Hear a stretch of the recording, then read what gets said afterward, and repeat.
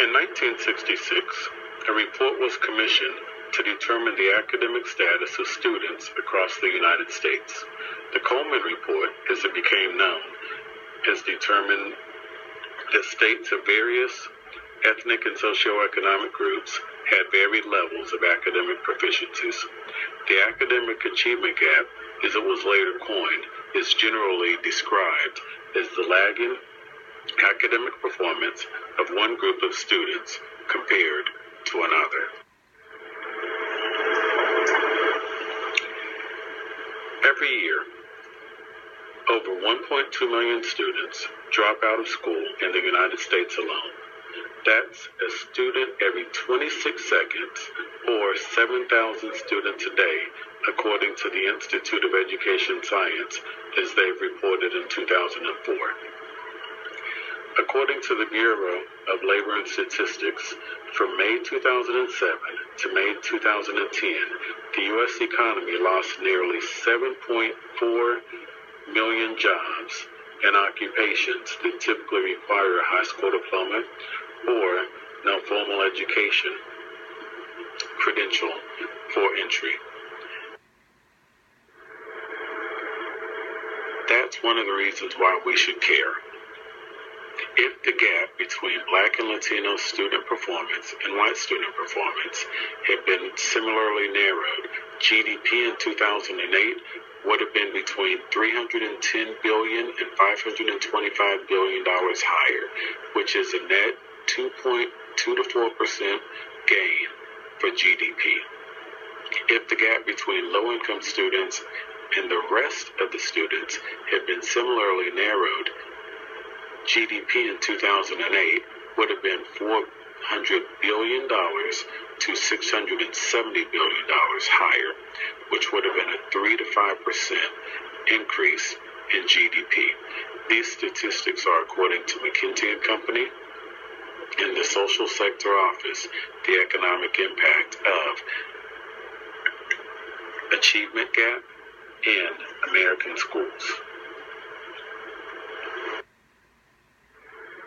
Just within the past decade, the idea of education as a 21st century civil rights issue has surged, according to Petrides and Desmond in their 2017 report.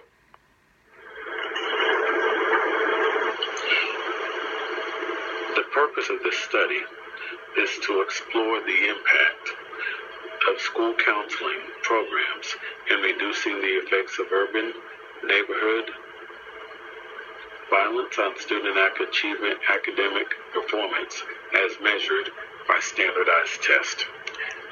My specific research question is, how will increased social support services in the form of peer group counseling and access to counseling service impact student academic performance in middle school?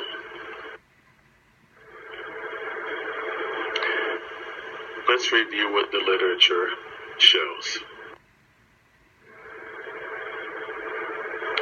The academic achievement gap is where we'll start. For decades, people in the United States have been concerned about the achievement gap that exists and is currently widening between race and socioeconomic status, according to Haycock. This section of the literature review will focus on research that will highlight the achievement gaps between various racial, socioeconomic groups. We're going to start with the 2005 NAEP fourth grade reading. Across the nation, 30% of students scored proficient, 33% of students were at the basic level, and 38% of students were performing at the below basic level.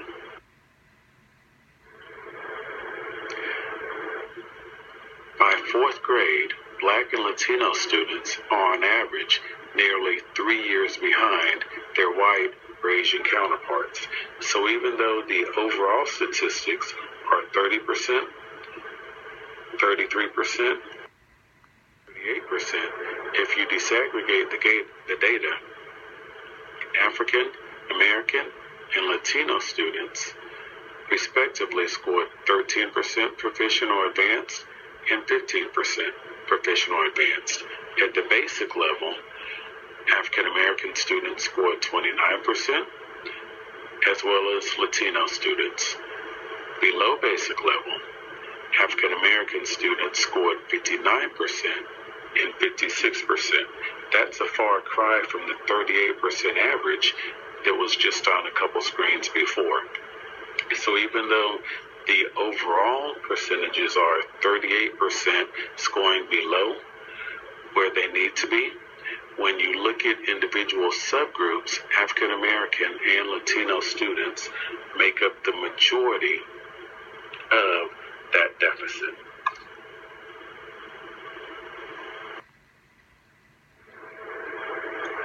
When you look at income, families who are considered low-income families or poor, according to the financial chart of $15,000 or lower, which would place them in the poverty level, 15% of poor children scored proficient, 30% scored the basic level, and 54% of low-income students are scoring at below a basic level of proficiency compared to students who are not classified as poor. 42% of the students scored proficient or advanced, 35% are at the basic level, and only 23% of students who come from families who are who are financially above the poverty line score below basic. The achievement gap has been linked to reduced job prospects, lower income, poor health, and an increased likelihood of incarceration, according to DeBach and Rock in their 2013 research, and according to Page and Whitty in their 2010 research. Therefore, the chronic underachievement of African Americans and minority school children have far-reaching implications to their future ability to succeed as adults and to ultimately become contributing members to society. The students who are already poor are going to statistically remain poor. This poor performance in school minimizes their post-secondary educational opportunities and career potential.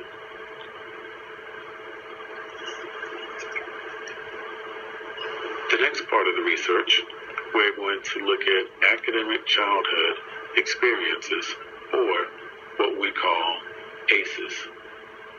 Adverse childhood experiences, as defined by Brunzell, Waters, and Stokes in 2015, is damage to an individual from the consequences of trauma inflicted on a child during the adolescent years. They can have long-lasting outcomes into adulthood. While multiple ACEs exist, as you can see on the screen, this research will focus on the effects of trauma-related crimes relating to and acts of violence in the home, neighborhood, and school regarding the impact on academic performance as measured by standardized tests.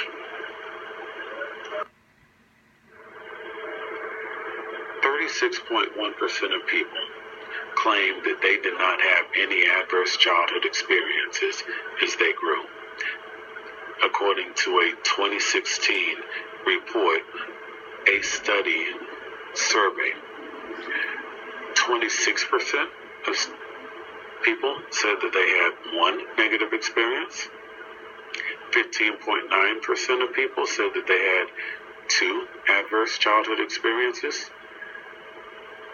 9.5% of people said that they had three, and 12.5% of people nationwide said that they had four or more adverse childhood experiences. What is the impact of this?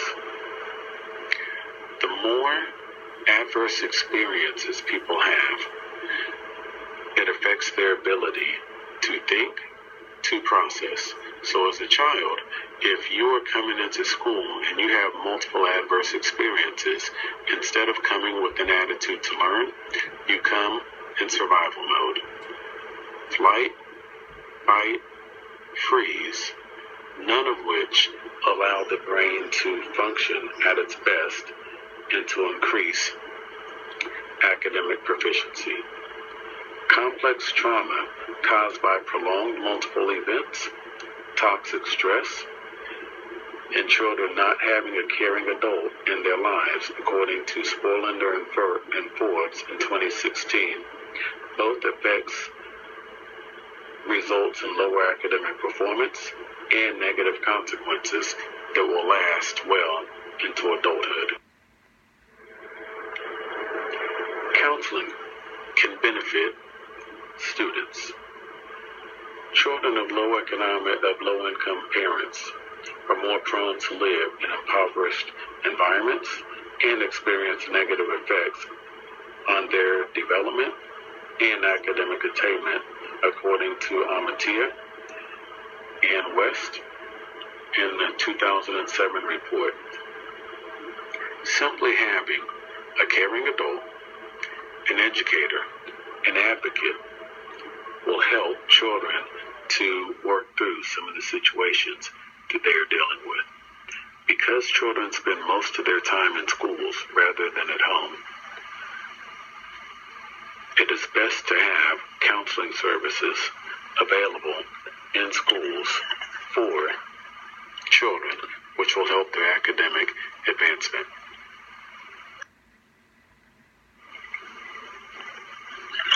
The research design was we established advocate groups in every homeroom where children could meet with a caring adult.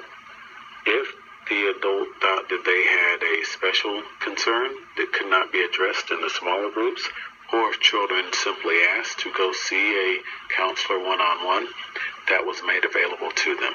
The first year there was one full-time counselor. The second year there were 3 full-time counselors in the school available for students.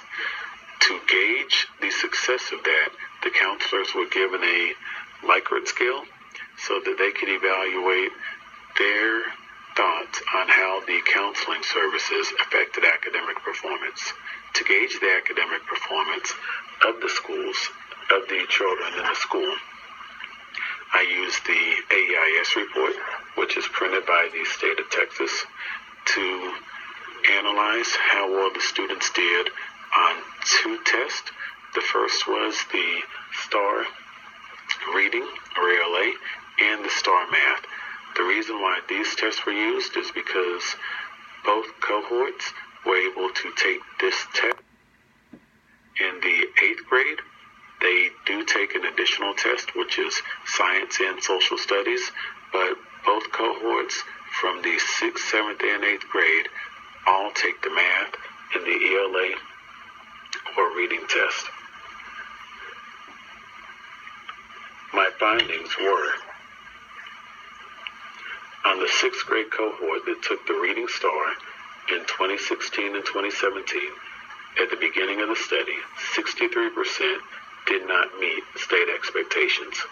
The same cohort of students in the 7th grade had an overall 12-point gain on the 2017-2018 reading STAR, with 51% of students not meeting state expectations.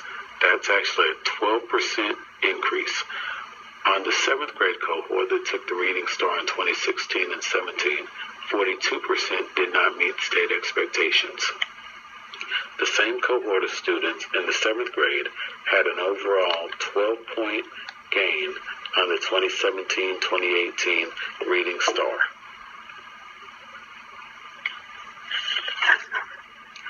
On the ELA math STAR, on the math STAR 2016-2017, 44% did not meet state expectations. The same cohort of students in the 7th grade had an overall 6-point gain on the 2017-2018 Math Star, with 38% of students not meeting state expectations. On the seventh grade cohort that took the Math Star in 2016 and 2017, 40% did not meet state expectations. The same cohort of students in the 7th grade had an overall 24% point gain on the 2017-2018 Math Star, with 16% of students not meeting state expectations. Points to ponder. How much did academic peer group counseling or direct counseling affect the academic growth? Realistically, those were things that were put in place, but we cannot totally attribute the growth just to the counseling services. Realistically, the teachers at the next grade could be stronger teachers. The students that were not included in the study were students that did not attend both years or that did not attend the majority of the year. So those are variables that were not taken into consideration. But this was my research. I thank you. The bibliography are the next 3 pages. These are sources that were cited in the presentation. Have a great day.